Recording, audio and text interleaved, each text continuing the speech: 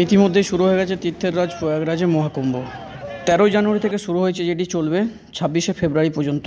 এখনও যারা আসেননি অবশ্যই চলে আসুন। আজ 27শে জানুয়ারি, ইতিমধ্যেই 15 দিন অতিবাহিত হয়ে গেছে। এখনও চলবে 1 মাস, অর্থাৎ 30 দিন। অপেক্ষা না করে চলে আসুন মহাকুম্ভে। এই যোগ আর পাবেন না। 144 বছর পর হচ্ছে এই মহাকুম্ভ। তো অবশ্যই আসুন যে কোনো একদিন। মহাকুম্ভ নিয়ে আগেই আমার 2টো ভিডিও করা হয়েছে, সেগুলি অবশ্যই দেখে নিতে পারেন। আর আজ আমি মহাকুম্ভ নিয়ে নয়, আজ আমি আপনাদের বলবো দ্বাদশ জ্যোতির্লিঙ্গের 12টি জ্যোতির্লিঙ্গ। এখানে একটি শিবালয় পার্ক করা হয়েছে। অনেকেই হয়তো জানে না এই শিবালয় পার্কে আছে 12 জ্যোতির্লিঙ্গ। তো আপনারা যারা মহাকুম্ভে যাচ্ছেন, সঙ্গমে স্নানের পর অবশ্যই চলে আসুন শিবালয় পার্ক। এখানে একসাথে আপনি 12টা জ্যোতির্লিঙ্গের দর্শনে পাবেন। ভারতের ম্যাপের আকারে করা হয়েছে পার্কটি। সেখানে রয়েছে 12 জ্যোতির্লিঙ্গ। আরেল ঘাট থেকে মাত্র 4 কিলোমিটার এবং ন্যানি ব্রিজের নিচে থেকে মাত্র 3 থেকে 4 কিলোমিটার রয়েছে এই শিবালয় পার্ক। দ্বাদশ জ্যোতির্লিঙ্গ দর্শন করতে মোটামুটি আমাদের অনেক সময় লেগে যায়। তাই মহাকুম্ভের একটি বিশেষ পাওনা আমাদের তীর্থযাত্রীদের সবার 12 জ্যোতির্লিঙ্গ দর্শন একসাথে। চলুন সেই পথেই যাচ্ছি। এখন আমরা এসে পৌঁছে গেছি শিবালয় পার্কের প্রবেশদ্বারের কাছে। এই প্রবেশদ্বারে রয়েছে বাংলা, হিন্দি, ওড়িয়া বিভিন্ন ভাষায় ওম নমঃ শিবায়। এই হলো শিবালয় পার্কের প্রবেশদ্বার। শিবালয় পার্কের প্রবেশদ্বারটি মহাদেবের মূর্তির আকারে করা হয়েছে, একদম হুবহু মহাদেবের আকারের। এখন আমি প্রবেশ করছি শিবালয় পার্কে।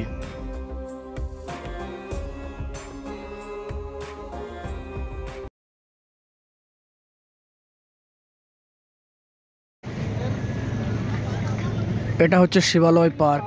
এখানে আছে শিবালয় পার্কে প্রবেশ করা মাত্রই আপনি দেখতে পাবেন সমুদ্র মন্থনের অপূর্ব এক দৃশ্য।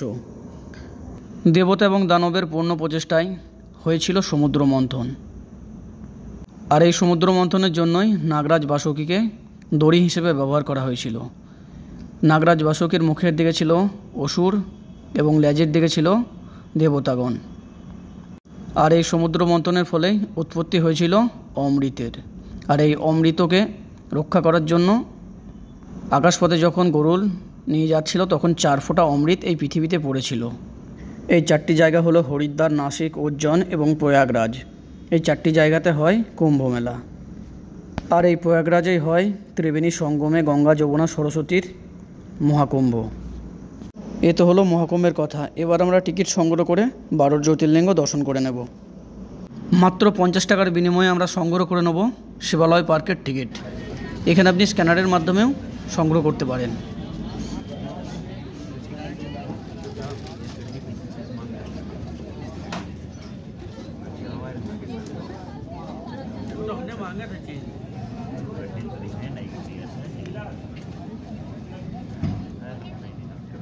আমার টিকিট সংগ্রহ করা হয়ে গেছে। এবার আমি প্রবেশ করব শিবালয় পার্কের মেন চত্বরে। প্রবেশ করা মাত্রই আপনি দর্শন পাবেন নন্দী মহারাজ। একদম বিশাল আকারের একটি নন্দী সামনে দাঁড়িয়ে আছে। এই মূর্তিগুলো লোহা দিয়ে তৈরি করা হয়েছে, প্রত্যেকটি মূর্তি লোহার। আগে যেটা দেখলেন সমুদ্র মন্থনের দৃশ্য, সেটাও লোহার। তো আপনি প্রথমেই দেখতে পাবেন এই নন্দী মহারাজের একদম সামনেই রয়েছে নন্দী মহারাজ। এবার আমি আমার একটু চাঁদ ভোজন দেখিয়ে দিলাম তোমাদেরকে। এবার একটু শিবালয় পার্কের চারিদিকের দৃশ্যটা দেখে নাও। এখনও কিন্তু আমি ভেতরে প্রবেশ করিনি, আমি ওই নন্দী মহারাজের কাছেই আছি। চারিদিকের দৃশ্যটা একটু তুলে ধরলাম। আপনি প্রথমেই দর্শন পাবেন কেদারনাথ, যেটা রয়েছে আমাদের ভারতের উত্তরাখণ্ডে। তো চলুন আপনাদেরকে প্রথমে দেখাই কেদারনাথ। এই সামনেই রয়েছে কেদারনাথ। এটা আপনাকে দেখতে গেলে আপনাকে যেতে হবে উত্তরাখণ্ডে। এই মন্দিরটাও কিন্তু লোহার তৈরি, আর চারিদিকে পাথর ছোট ছোট করে রাখা হয়েছে। একদম কেদারনাথ মন্দিরের আদলে তৈরি করা হয়েছে এই কেদারনাথ মন্দিরটি। অপূর্ব সুন্দর এক। আর এই কেদারনাথ দর্শন অনেকেরই স্বপ্ন থাকে। তো আপনারা যারা যেতে পারছেন না, এই মহাকুম্ভে এসেছেন, তো অবশ্যই দর্শন করে নেবেন। কেদারনাথের পরে চলে এসেছি মহাকালেশ্বর জ্যোতির্লিঙ্গ। এটি উজ্জয়নে অবস্থিত, মধ্যপ্রদেশের উজ্জয়ন। তো এই তার আদলে করা হয়েছে এই মন্দিরটি। এটাও কিন্তু লোহার তৈরি। এবার তীর অনুযায়ী আমরা যাব কাশী বিশ্বনাথ এবং বৈদ্যনাথ জ্যোতির্লিঙ্গ। তো এটা হলো বৈদ্যনাথ জ্যোতির্লিঙ্গ। এটা পেছনের দিকটা, সামনের দিকটা দেখাচ্ছি আপনাদের। এই যে এটা কাশী বিশ্বনাথ। এরপরে আমরা দর্শন করব বৈদ্যনাথ জ্যোতির্লিঙ্গ। মানে সবগুলো একদম সেম। আর অতিরিক্ত ভিড় হলে কিন্তু এই মন্দির বন্ধ থাকছে। আমি যেদিন গেছিলাম সেদিন ছিল 14ই জানুয়ারি, 7টার পর কিন্তু নো এন্ট্রি করে দিয়েছিল। তো কাশী বিশ্বনাথের পর এবার আমরা দর্শন করব বৈদ্যনাথ জ্যোতির্লিঙ্গ। এই হলো বৈদ্যনাথ জ্যোতির্লিঙ্গ। বৈদ্যনাথ জ্যোতির্লিঙ্গ যেমন সুতো দিয়ে বাঁধা থাকে একটি মন্দির থেকে একটি মন্দির, এটাও ঠিক সেম, মানে একই আদলে তৈরি করা হয়েছে। এই বৈদ্যনাথ জ্যোতির্লিঙ্গ দর্শন করতে গেলে আপনাকে যেতে হবে ঝাড়খণ্ডের দেওঘর। ঝাড়খণ্ডের দেওঘরে অবস্থিত বৈদ্যনাথ জ্যোতির্লিঙ্গ। আর প্রত্যেকটি মন্দিরের সাথেই রয়েছে একটি এলইডি স্ক্রিনে প্রত্যেকটা মন্দিরের ইতিহাস। এবার আপনারা দেখবেন কৈলাস মন্দির, যেটি রয়েছে মহারাষ্ট্রের ইল্লোরা গুফায় ঔরঙ্গাবাদে। অবিকল সেম টু সেম, একদম মনে হচ্ছে কপি পেস্ট করা হয়েছে এখানে। আর এই কৈলাস মন্দিরের সাথেই রয়েছে ঘৃষ্ণেশ্বর জ্যোতির্লিঙ্গ। এবার আপনাদের দেখাবো ঘৃষ্ণেশ্বর জ্যোতির্লিঙ্গ। তো আগে আপনাদের একটু কৈলাস টেম্পেলটা দেখিয়ে দিই। এই হলো কৈলাস টেম্পেল, সম্পূর্ণ লোহা দিয়ে তৈরি। শুধুমাত্র একটা নয়, 12 জ্যোতির্লিঙ্গ সম্পূর্ণটাই লোহা দিয়ে তৈরি করা। সত্যি বলতে কি এত সুন্দর এই যে 12 জ্যোতির্লিঙ্গ একসাথে দর্শন পাবো কখনোই ভাবিনি। এর জন্য ইউপি প্রশাসনকে আমার তরফ থেকে অনেক অনেক ধন্যবাদ।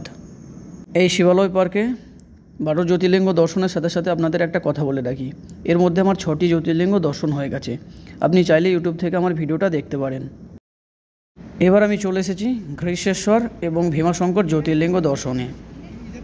তো দূর থেকে দেখতে পাচ্ছি পার্কটি কিন্তু খুব সুন্দরভাবে সাজানো হয়েছে। আর আমাদের 12 জ্যোতির্লিঙ্গ সাইডে যেমন নদী রয়েছে, যেমন এক এক জায়গায় শিপ্রা নদী, গোদাবরী, মন্দাকিনী, ঠিক তার আদলেই ছোট্ট ছোট্ট নদীর আকারের সাইডে করা হয়েছে। আর আপনি চাইলে এগুলোই ভ্রমণও করতে পারেন, নৌকার ব্যবস্থাও আছে, ছোট্ট ছোট্ট বোট আছে।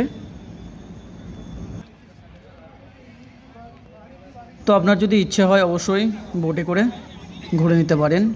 তো এখন আমরা চলে এসেছি ভীমাশঙ্কর জ্যোতির্লিঙ্গ। এটি রয়েছে পুনের ভীম নামক গ্রামে, ভীমাশঙ্কর জ্যোতির্লিঙ্গ। মহারাষ্ট্রের পুনে অবস্থিত এই ভীমাশঙ্কর জ্যোতির্লিঙ্গ, এটি একদম অত্যন্ত গ্রামের দিকে অবস্থিত। এখানে আমি গেছিলাম। এবার আপনি দর্শন করবেন দ্বাদশ জ্যোতির্লিঙ্গের প্রথম জ্যোতির্লিঙ্গ সোমনাথ, যেটি গুজরাটে অবস্থিত। এটিকে দ্বাদশ জ্যোতির্লিঙ্গের প্রথম জ্যোতির্লিঙ্গ মনে করা হয়। আর প্রত্যেকটি মন্দিরের সামনেই এলইডি স্ক্রিনে প্রত্যেকটা মন্দিরের ইতিহাস সম্পর্কে বর্ণনা করা হয়েছে। সোমনাথের পর এবার আপনাদের দর্শন করাবো নাগেশ্বর জ্যোতির্লিঙ্গ। এটিও গুজরাটে অবস্থিত, গুজরাটের দ্বারকা।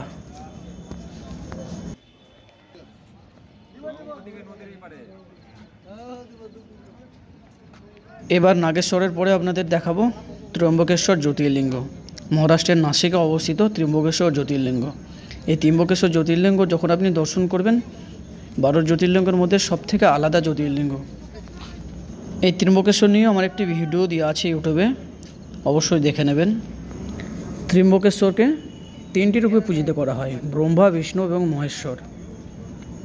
একটু ভীমাশঙ্কর মন্দিরটি দেখুন, মানে লোহা দিয়ে এত সুন্দরভাবেও যে মন্দির তৈরি করা হয়, আপনি যতক্ষণ না শিবালয় পার্কে যাবেন বুঝতে পারবেন না। সত্যি অপূর্ব সুন্দর।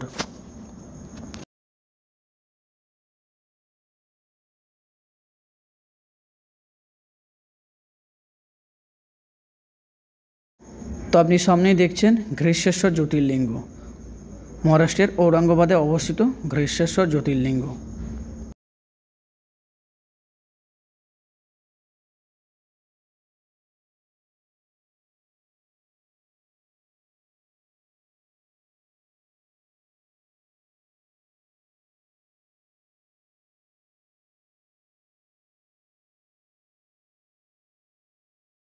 এবার আপনার 12 জ্যোতির্লিঙ্গ দর্শনের সাথে সাথে সৌর মন্দির একটু দর্শন করে নিন।